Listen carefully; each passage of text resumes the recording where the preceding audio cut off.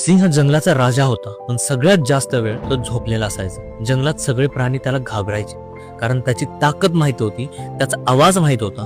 पण एक गोष्ट कोणी लक्षात घेत नव्हतं, सिंह हळूहळू आळशी होत चालला होता. शिकार करायला कंटाळा करायचा, उशिरा उठायचा, गरज नसताना गर्जना करायचा आणि मनात एकच भावना, मी राजा आहे, मला काहीच करायची गरज नाही. त्याच जंगलात एक लांडगा होता, ना राजा ना ताकदवान, पण तो रोज शिकार करत होता, रोज हालचाल करत होता, रोज जागरूक होता. सिंह झोपलेला असताना लांडगा चालू असायचा. कोणी त्याचं कौतुक करत नव्हतं, कोणी त्याला घाबरत नव्हतं, पण तो स्वतःसाठी तयार होत होता. एक दिवस जंगलात संकट आलं, अन्न कमी झालं, परिस्थिती कठीण झाली. सिंह उठला, पण शरीर साथ देत नव्हतं. सवय सुटली होती, ताकद होती, पण वापरायची सवय नव्हती. आणि त्या दिवशी पहिल्यांदाच जंगलाने पाहिलं की राजा असूनही सिंह हेल्पलेस वाटत होता. लांडगा मात्र थांबला नाही, तो पुढे गेला, कारण त्याच्यासाठी हालचाल सवय होती, स्टेटस नाही. जंगलाने सिंहाचं मुकुट काढलं नाही, पण सिंहाचं भय संपलं.